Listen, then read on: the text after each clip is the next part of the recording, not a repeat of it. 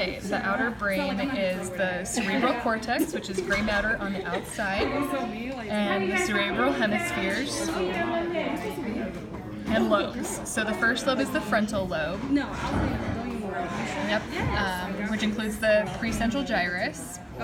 The parietal lobe, which includes the postcentral gyrus. The temporal lobe. And the occipital lobes. And the insula, which is in there. Okay. I should probably say what they do. I'll remember. The longitudinal fissure separates the two hemispheres. The transverse fissure separates the cerebrum and the cerebellum. So we can't see the dural folds, but they would be the dura mater inside the fissures. The flax cerebra attaches anteriorly to the crystal galli. It's in there somewhere, it's not here now. Central sulcus. So I think it's easier to see the central sulcus on the other side. That big, huge gap right in between.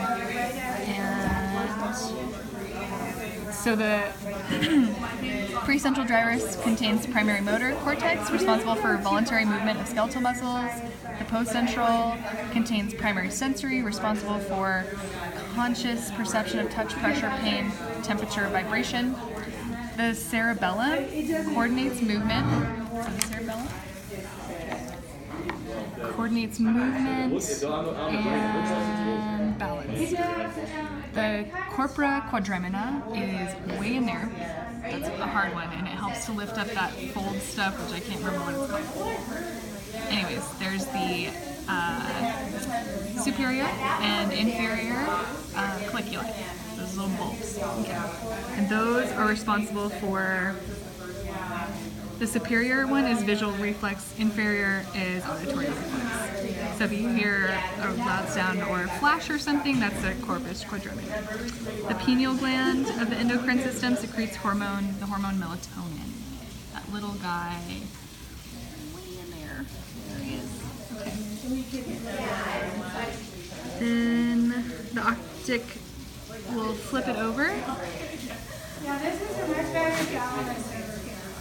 Okay, so first we have the olfactory bulb, which contains a synapse for cranial nerve 1, or the olfactory nerve.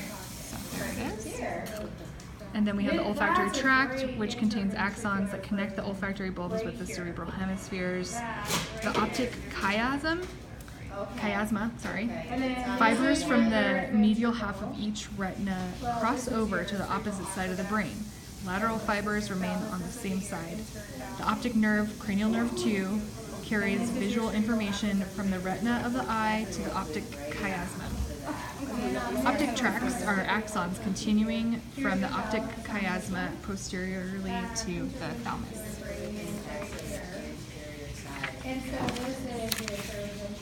We can't see the pituitary gland, but the pituitary gland is an important part of the endocrine system. It connects the hypothalamus via infundibulum and produces and releases hormones. There's the infundibulum right there. Mammillary bodies, they control reflexive movements associated with eating, such as chewing, licking, and swallowing. The pons contains control centers for respiratory systems. It links the cerebellum with the midbrain, diencephalon, cerebrum, and spinal cord. The cerebral peduncles are projection tracts, which connect the pons and the cerebellum.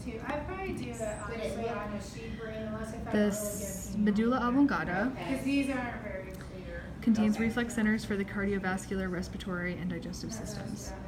The pyramids of desiccation. The pyramids are the bulges on the anterior side of the medulla oblongata. The area just inferior to the pyramids, the desiccation, is the primary area of crossover for motor neurons. Corpus callosum is not pictured because that means the brain cut in half, so that's all we can do for now.